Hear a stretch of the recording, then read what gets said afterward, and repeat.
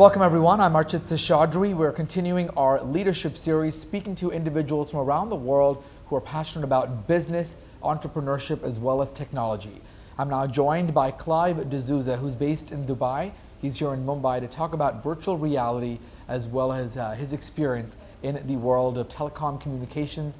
Thank you so much for joining us, Clive. Thanks for having me. I understand you started your own company as well, Real Vision, that does technology communications. Talk to us about that. So Real Vision is based out of Dubai. It's where it's incorporated, and a lot of the work actually moves in from VR. Sometimes it's about designing tech collaborative environments. So I've done one such thing for the government of Abu Dhabi, which was to bring stereoscopic filmmaking to the region out there. So we did a stereoscopic lab out there, getting media students to talk to equipment manufacturers, to talk to broadcasters, basically to meld ideas together and bring out something original from the region. Likewise, I've done something with the Real Vision in Singapore for the Nanyang Polytechnic, which is a similar idea to get people to start talking about it.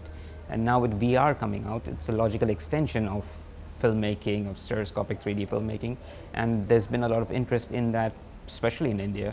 So I'm here to bring that out to them. Let's talk about filmmaking. Everybody's always fascinated about behind the scenes, about the film process, about the world of cinema in general. How does virtual reality sort of find its home when it comes to a cinema and filmmaking? Is that the future?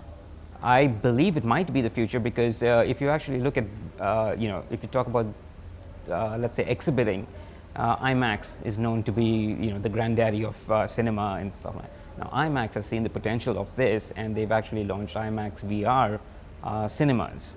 You could say they're little lounges out there where they're encouraging people to come and try out VR and all that. So definitely, even if you're in an IMAX theater, you have a physical screen. You have a distance between you, the audience, and the screen. In VR, you put the headset on, and suddenly you are in the movie. So that brings up a whole set of different challenges, but it is something that filmmakers from the very beginning have been trying to get. How do we put people in that scene? How do we put them in the movie? And VR lets you do that. So yeah, it's good for movies. It's good for the advertising industry out here. How do we connect with the brand? And in fact, that's what I'm going to be talking about at the ZMelt event. Let's talk about connecting those worlds, the world of filmmaking and the world of advertising and building content and building brands, which is something that a lot of people are always fascinated about. What do you make of that? As long as it's content, as long as there's people enjoying entertainment, has to be some way in the background to monetize it, and that's where the advertisers come in, that's where the brands come in. So in fact, a couple of months ago in Dubai at Google, so Google MENA is Google Middle East and North Africa, Google actually started out a program for their agency partners. The agencies like BBDO and JWT all converged out there from the Middle East, and we did workshops on VR and how to actually tell stories with for the brand that doesn't kind of be in your face. It lets people actually experience a brand. And so brainstorming is happening in that area. Work is coming out with the idea of actually creating content that is entertaining as well as can be monetized for the agencies and for the brands itself. I mean, we see it all the time about advertising, when it's websites, whether it's online ads, whether it's television, your commercials, or on YouTube even, you see those ads right before you click the video. Right. When it comes to virtual reality, perhaps help us understand how the ads would sort of fit in. Is it like watching a film and then you're experiencing the ad with that, or would that be separate? How would that work? Interesting question, because this is one of the things I do tell people about. For example, typical advertising would be like 50 times a second you want to have a logo in your face. They've moved away from that for now. Everyone knows that you want to connect with your brand, etc. Now in VR, let's take a simple example. Take something like the Amazon, or your Echo, the device that you have out there. In real life, probably you go to sleep, you wake up, and instinctively you reach out for your alarm clock to hit it off.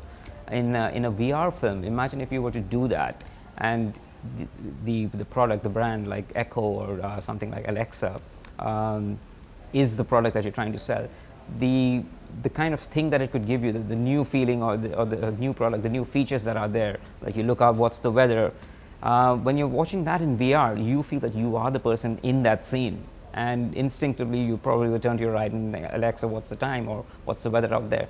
And that connection could be made. So even if you don't own a product like this in real life, you probably will aspire to after watching it in a VR film because you are in that scene. So it's things like that. There's been films that have been made where sponsored by people like Lexus. In fact, I think Doug Liman, the director of the Bone series, he's done an original VR film series called Invisible. And in that, you don't even know Lexus is the sponsor until much later in the credits. But yeah, you do see the car coming in there. And Lexus was smart enough to actually pull out a commercial from that. But a subtle brand integration. Exactly, yes. But you're in there, you're one-on-one with that car. And people are actually, basically it's letting you experience it without the screen. Like I said, if it was in a cinema, you could still have that, but you have a physical distance between it. But with VR, with the headset on, you are in that. So you're in the movie, you are experiencing it. And you mentioned James Bond. Earlier, the Cannes Film Festival, many directors also eyeing VR. It's sort of the new technology Correct. that's getting ready to be rolled out on the red carpet, if you'd like to call it. Yeah. Why?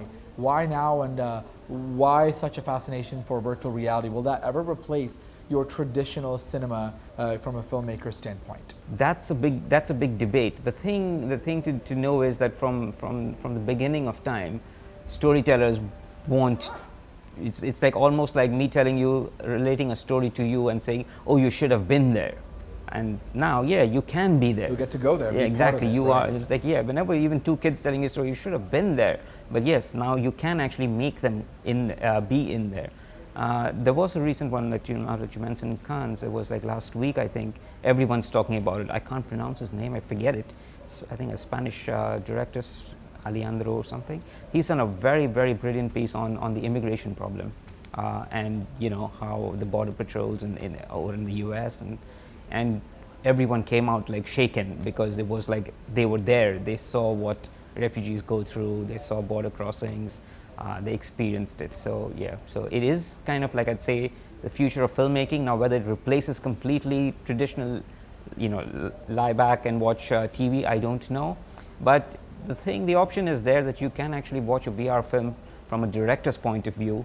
And the good thing is, from a second time, is when you would probably start looking around, which is also good from the commercial point of view, because advertisers and marketing people get multiple views of the same piece of content. So, you have to see it from all different angles, and yes, that's why it's exciting.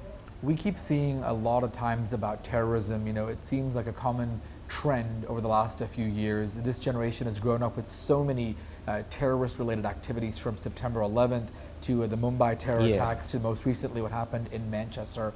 Why is there such a spate and increase of terror around the world, in your opinion? It's a pity that it's happening.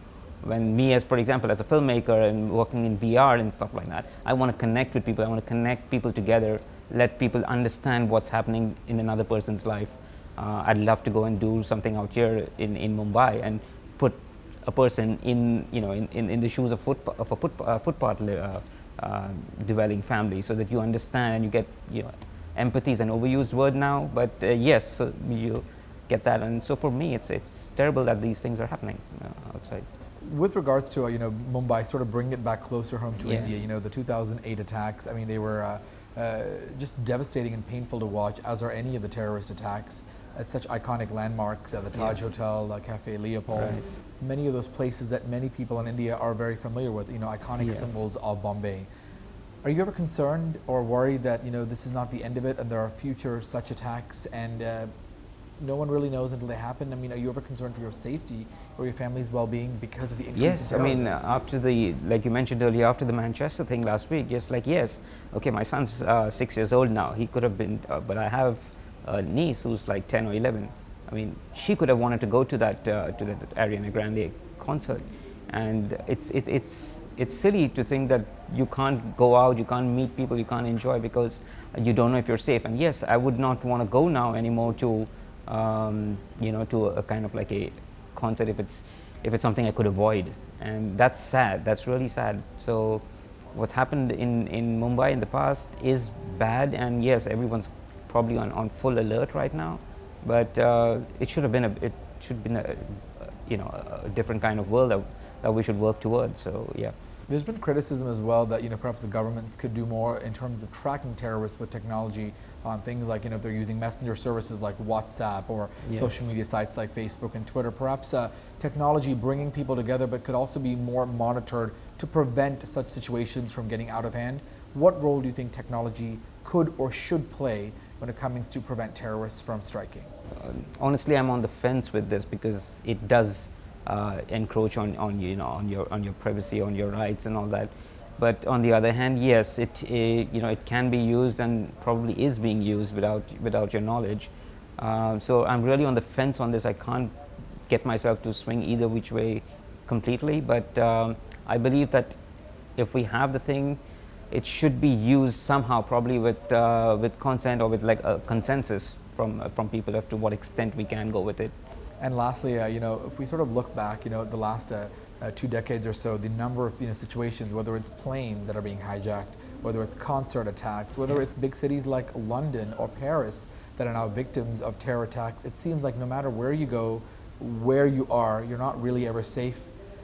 Are you concerned for the generations to come that we do live in a world where terrorism is something that is very prevalent, and unfortunately there doesn't seem to be an end in sight? How concerned are you about terrorism? I am, and the funny thing is, or the weird thing is, I'm actually someone who's working in virtual reality, filmmaking and stuff like that, and I do think that it seems to be an easy way to unnecessarily avoid travel. I mean, there is probably, so that's something that is actually fascinating me right now, of would we then end up isolated from each other, from human contact, but conduct business in a VR world where it definitely reduces the risk of terrorism, of an attack. It reduces probably the risk of transmitting diseases like the Zika virus and all that kind of thing. So it's an interesting kind of place that we are in right now. I would never want to completely isolate human to human contact and interaction, but then if this is what is going to happen, maybe they should it's a good thing that we're working towards VR in that case. Quite fascinating. We'll have to wait and see how all of this unfolds. Clive D'Souza giving your perspective on the world of virtual reality. Thank you so much for your time. What's a better way to say it than in BuzzFeed language? Well, what are the next 5 big things on the radar and the next 5 big things to watch out for when it comes to the digital and the social media space in India and across the world? Joining us for more on that is Nick Lanzafame of BuzzFeed. Thanks very much, Nick, for joining us. Thanks First for having up, me. how big, according to you, and how prominent is India when it comes to the social media space? So we are a global cross-platform network. So we reach, I'm from the US, we reach US viewers and readers, and also in India, Brazil, across the world. In India, we're seeing a huge uptick in terms of engagement and viewership across all of our platforms and our channels.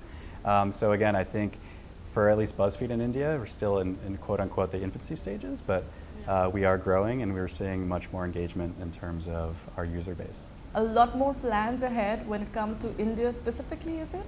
Or So- the South Asian region? Yeah, so I can't really speak to strategy. That's not my Well, you wheelhouse. must. Put me on the spot with that. So again, there's teams much higher pay rate to really understand what the strategy is in terms of what we're doing in Southeast Asia, India specifically.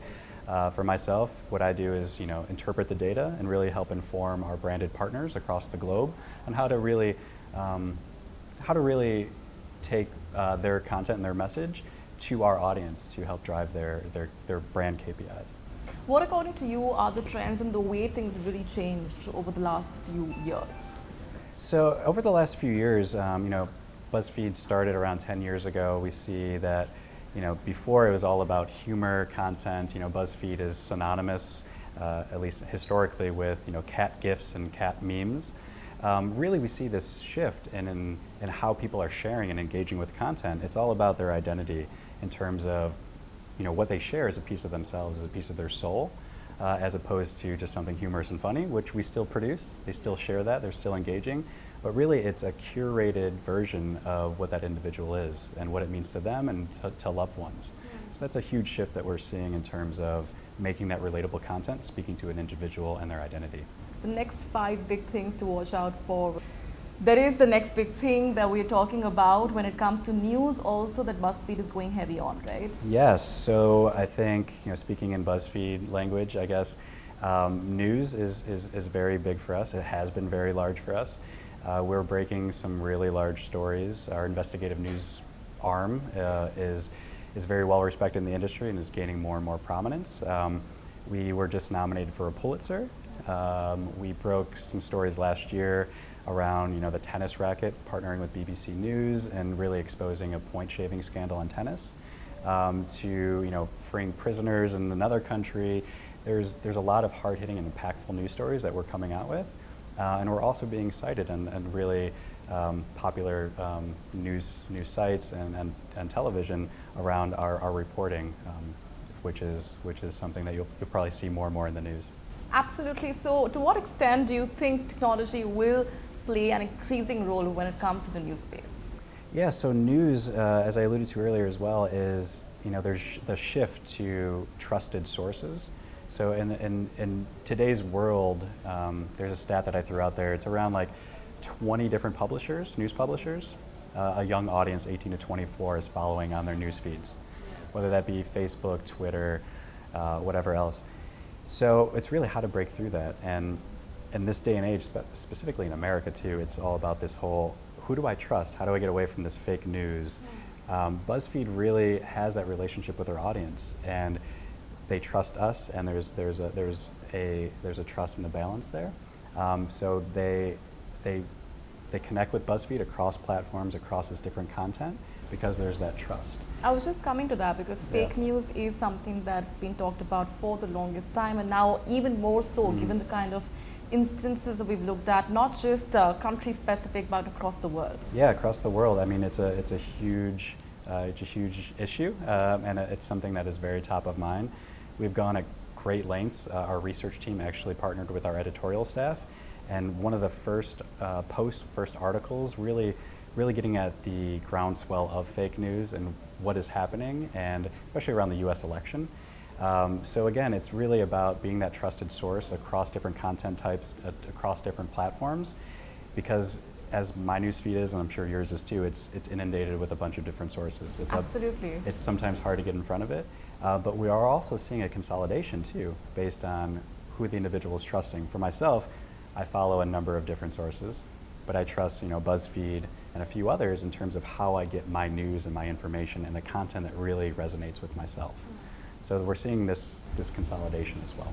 Is there a challenge that BuzzFeed is facing when it comes to perception? Because you would agree, BuzzFeed started out as something that we would look at for, say, for humor or for leisure, but actually breaking into the news space, is that going to be a challenge given that? I think the more and more we have these hard-hitting investigative reports that are acknowledged by that you're doing quite a bit of already. We're impacting the world in such a profound way that I don't think people can avoid that, and it'll become more top of mind that BuzzFeed is a trusted news source. Yes. It already is. It's gaining a lot of steam, especially with the younger audience and how they're consuming news. But yeah, to your point, BuzzFeed traditionally wasn't in that space, so it's really to really try to rebrand ourselves. And not just be about the humor content of 10 years ago, yes. But even since then we've developed into not just posts and quizzes and humor, but identifiable pieces.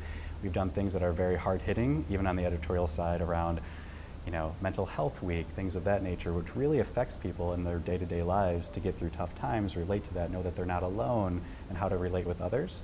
So the next step is really making it hard-hitting news, things of that nature, where people are going to BuzzFeed for knowledge and to consume something that they trust. And what trends have you noticed when it comes to consumption of different categories of content on BuzzFeed? That's a difficult question, just because we have so much content and so many different platforms and different formats. So Tasty, for example, we've Tasty emerged from this science experiment to kind of toying with this notion of this top-down approach with a camera angle, really having the arms of who's preparing the food be the viewer's arms, like they're actually making the food. Obviously that has gained a lot of steam, a lot of eyeballs, a lot of viewership, and really has created like the #1 food network in the world. Right. So from that has spawned a lot of other ideas in terms of, what has worked for Tasty. We saw that another signal that we picked up on was the DIY aspect of these of videos that were really resonating with our users and our Right. audience. So Nifty emerged from that. But again, to your question, that's a Tasty example. Things shift tremendously if we're looking at, post-level insights, data that our team and our data teams are collecting to really inform the next iteration of. Right. Other formats in video, like the Try Guys and Worth It that I discussed, our Facebook Live component. Yes. There's all these different type of signals that we look for our different properties and our different platforms. Right. What about news marrying technology and news on the social media space, and also the challenges involved in that? If you can elaborate on what BuzzFeed's idea of the same really is, and also, we've seen how the traditional sense of media seems to be overshadowed now as we progress with the digital media space. Do you see that happening? So we're seeing this shift in terms of how people are accessing that news. We see a higher trend in cord cutters, especially in the US, of younger audiences and even older audiences. I actually just canceled my cable a couple of weeks ago. Really? I did. Did you think about whether or not? Oh yeah, there is a lot of back and forth, and then once I got the dollar amount in my bill and how it would affect me, it was a no-brainer. Right. So I use other sources to get my content and Right. my fix with Netflix and HBO Go and things of that nature. Right. But yeah, there's a growing trend of this cord cutting mentality, digital and social. But there's also those risks in terms of how you're getting that news and how you're consuming it. Going back to our earlier point about trust and fake news, we really want to make sure that it's our duty, and I think news organizations' duty, to be transparent, but also help debunk some of that fake news out there to make sure that our readers and our audience is properly educated and trusts us in terms of what we're putting in front of them and have that relationship with them. Also, in terms of different issues or causes, to what extent do you see social media playing an increasing role? And if I can right now also talk about the issue of terrorism, to what extent do you think social media really helps or probably makes it more difficult when it comes to issues like terrorism? Yeah, I think social media helps in terms of, terrorism is what you brought up, but first I want to allude to like a point that I made earlier too, like mental health. Yes. There's a lot of issues that we've touched on in a very profound way, in a profound manner. It really helps in terms of knowing that you're not alone. You know that there's other individuals that feel the same way. It's not just about myself, it might be about you or somebody that I know that might be experiencing, again, sticking to that mental health theme. It's something that, knowing that there's a community out there outside of yourself can get people through some tough times. And it's not just this global community that you can connect with. Right. It's a community that can be in your backyard. It's, we see, individuals that have used social. Something that I touch on in our Recoding Culture thought leadership piece is, somebody who, African-American woman who wasn't being marketed to as a traveler. And what she did was create a social tribe of like-minded individuals, African-American, Hispanic, to create that travel tribe to market to themselves and share similar experiences of how that group would like to travel and areas and experiences that they would like to encounter. What, according to you, makes a video go viral or increases its shareability? Really, it goes back to humanity and identity. Humanism. Speaking at the conference earlier, humanism being the ethical and philosophical stance that emphasizes the agency and the value of human beings, both individually and collectively. So really, it's that aspect and the identifiable piece that really makes content, that needle that threads through the distribution in a way that's really impactful and important Right. for all the content, yeah. So according to you, as we just wrap this up, Nick, over the next few years, how do you see, not just country specific, but across the world, how do you see the trends really changing when it comes to news, when it comes to social media? It's a very exciting time to be alive. According to you, what would be the next big thing to watch out for? The next big thing, I mean, it's hard to project, and when I started 2 years ago at BuzzFeed, I couldn't imagine what I'm doing now 2 years ago. BuzzFeed, not BuzzFeed, but Tasty emerged, like I alluded to earlier, so quickly. Like it's hard to really project what's going to be the next new trend, and that's what the signals and what we're trying to look at in terms of being a researcher and being part of the data teams, to really understand what the signals are to pick up on that. Some of the big trends that we picked up on and are already executing on go around social commerce. So we're doing a lot of things around creating products that are topical and that are something that our users and our audience want to share. So again, speaking to that identity piece, and creating content based on the signals that we're seeing on the digital front. So it's, you see that Snapchat creating the spectacles. I think a lot of the social commerce and physical product will become more and more, you'll see it more and more. One thing I've been speaking about too is this whole notion of this digital to analog. So going on that notion too of having digital affect your real world and real world products, we're really seeing this gravitational pull towards this job of content and what the intended purpose is of that content. Not really looking at content in terms of, is it identity based, is it knowledge based, but what is the job of that content? So as a researcher, we're looking at that construct to really develop our analyses and help kind of further iterate and test and learn of future content at BuzzFeed. So the digital media space is definitely growing exponentially. Perhaps when we meet next, Nick, a lot would have changed. As you said, 2 years ago, you would not have even imagined BuzzFeed going in the direction that it has. It already is breaking barriers when it comes to news. We'll of course chat again about the kind of challenges involved. Thank you very much for joining us for this exclusive conversation. Thank you for having me. I appreciate it. Thank you.